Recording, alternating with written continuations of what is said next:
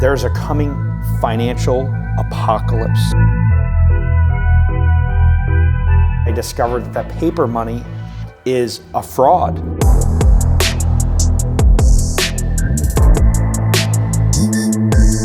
Welcome to Local Silver Mint in Ware, New Hampshire.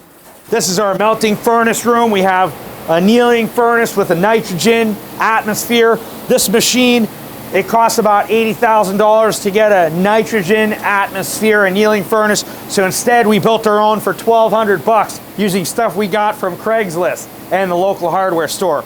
We got two vibratory tumblers over here.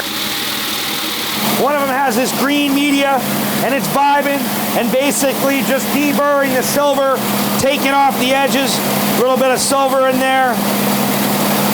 You can see they're little blanks, they haven't been stamped yet, little silver bar blanks. And then they come into here and this is the polishing. This thing is filled with stainless steel balls. These balls are chromium plated, they last forever, and they're virtually indestructible. They polish the silver and they make it really nice and shiny.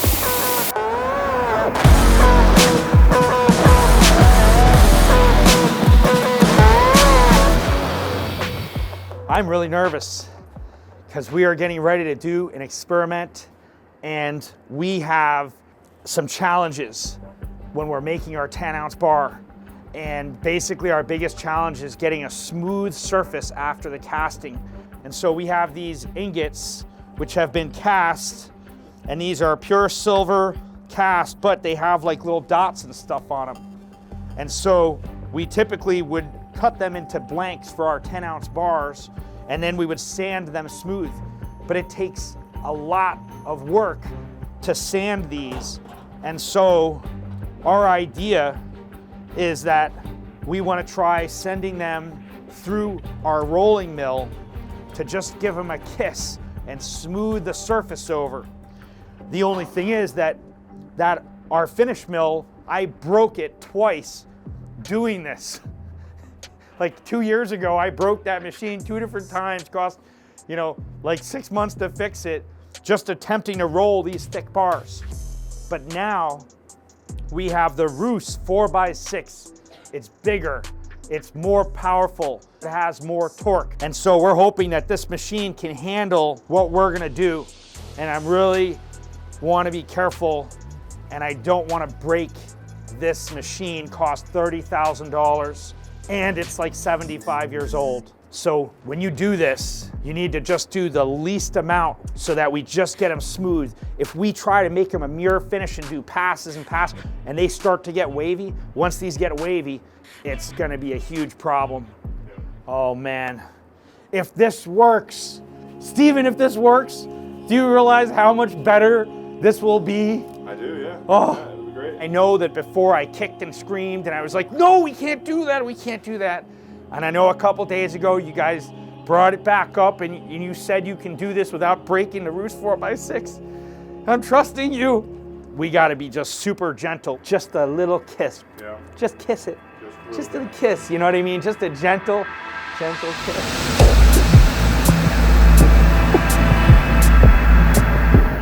Our mission isn't just about silver, but in particular, our niche is about fractional silver. 10-ounce bars and 100-ounce bars, yeah, they're cheap per ounce, but they're not good for barters and trades. And to me, over the next few years, if we do enter that financial apocalypse, as I've been calling it lately, your purchases will be small. To me, it's essential things: a bag of rice, a chicken, a dozen eggs, and whatever size silver you have, that's what it's gonna cost you. And so that's why we're here, and we wanna help people mainly be prepared.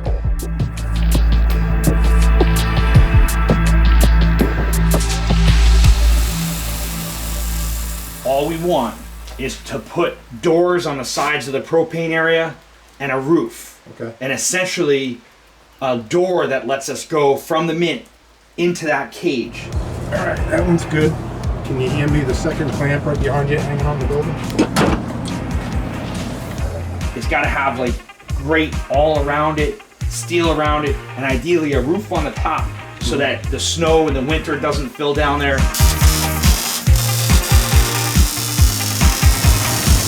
basically just welding in those doors to open and close, and you connect it onto the side. So we want it to be strong and durable.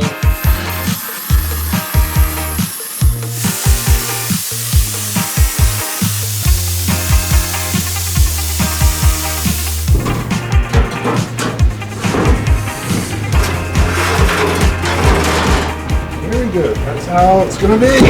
He did it. It looks beautiful. I'm really happy. Open up the emergency exit door. Look at this. This thing, look at how strong this is. Supposedly will hold feet of snow for the winter. With silver minting, we're trying to make money off of the press going up and down as opposed to the silver price going up. We don't really make money off of the silver price going up. A lot of people think, oh, well, you must just need the silver price to go up. No, we make money because we buy the silver, raw material silver, we make it into a product, and then we sell it for a higher price. We turn it from blobs to beautiful, stackable, countable bars. If the silver price goes up, it helps our holdings, whatever silver holdings that we have, potentially go up in value. And of course, we want to have the silver price go up because the customers get really aggressive buying when they see it's on the uptrend. For many years, I've been living in the factory or in the back of the factory in an office. I've been living like a true entrepreneur for many years. I've been reinvesting all the money into the operation and not living luxuriously so far. And even right now, I'm living in the barn next to the factory until however long it takes.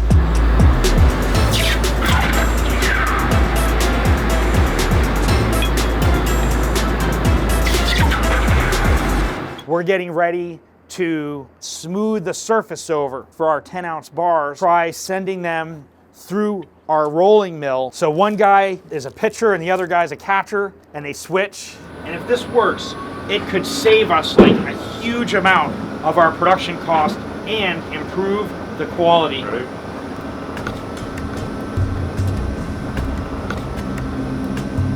That's just barely going through.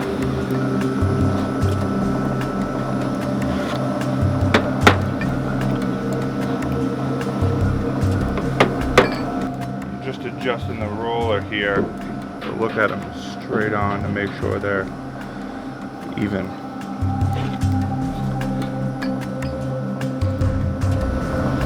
These bars are much thicker than anything we normally roll, but our intent is not to roll them a lot, but to just kiss them so that it doesn't take a lot of torque, but that it just gives them a smooth over.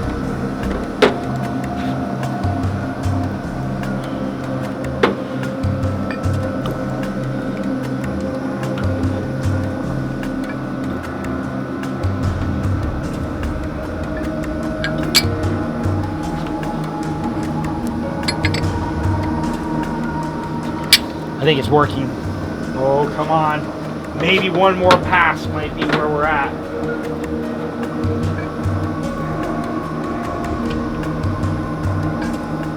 Oh, they're flat. Maybe one more pass.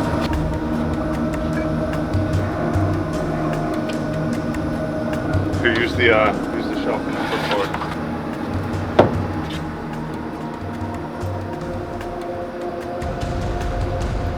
What do you think? I mean, I definitely think it's working, but do we go further? Do we leave it alone? And we can see it's a much smoother surface now. The problem is if we go too far, then we start getting wavy bar, and it's a huge problem. They still look flat to me. Do you want to do one more? Yeah. I think one more will be just where we need to be, to where we have just enough smoothness. Oh man, that is smooth. Look at the smoothness. This is what we started with, and this is what it turned into with just a sweet kiss from the Roost 4x6. You can see it's just so much smoother. I am so happy. Our technique has gotten much better. We are better skilled as silversmiths, and you can just see the improvement in the texture and the surface. We're largely theorizing as to what percentage this is gonna save us in terms of the sanding that we were doing, but we're estimating that we may save about 20 to 25% of the time and cost in the production, but also we will result in a much more beautiful and smooth surfaced bar as a final result. So improved quality, reduced cost.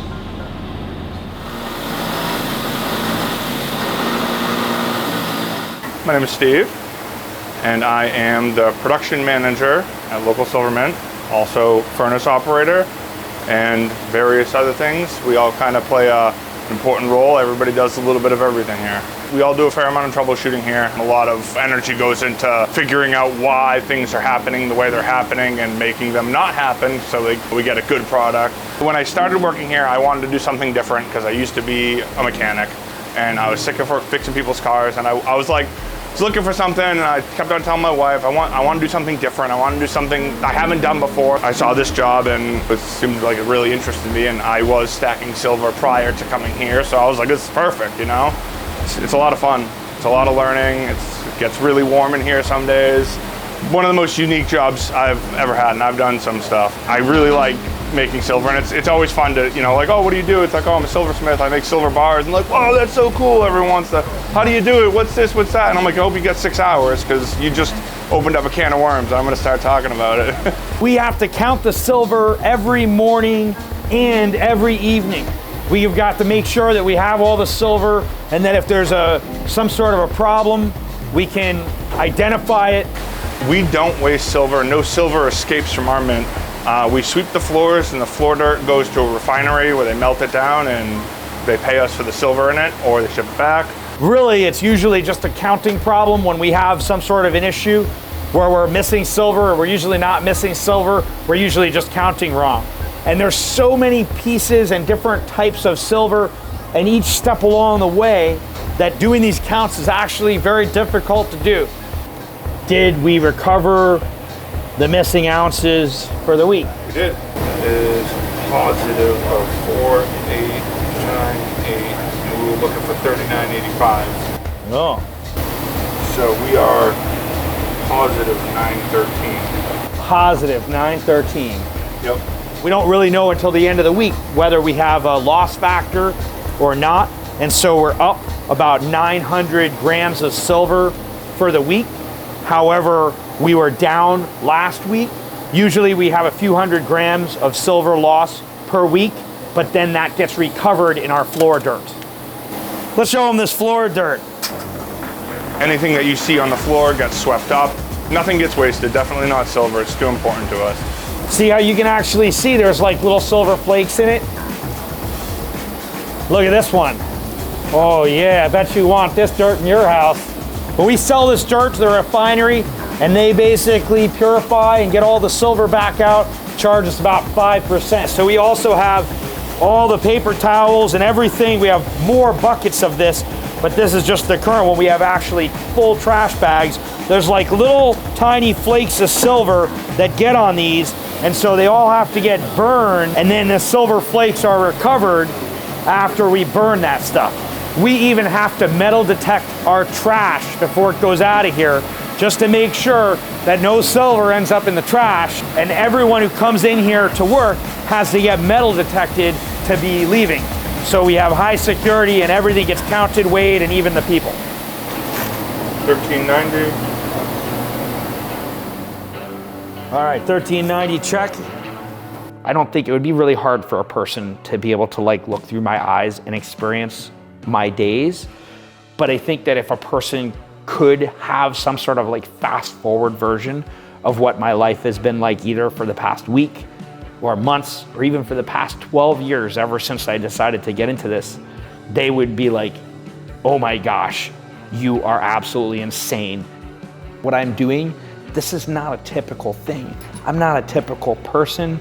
When I was a Green Beret in Army Special Forces, we weren't typical people either. We were very unique people that had an ability to focus on a goal and ignore everything in between, whether it was pain or hunger or your fear, and just drill right at your goal.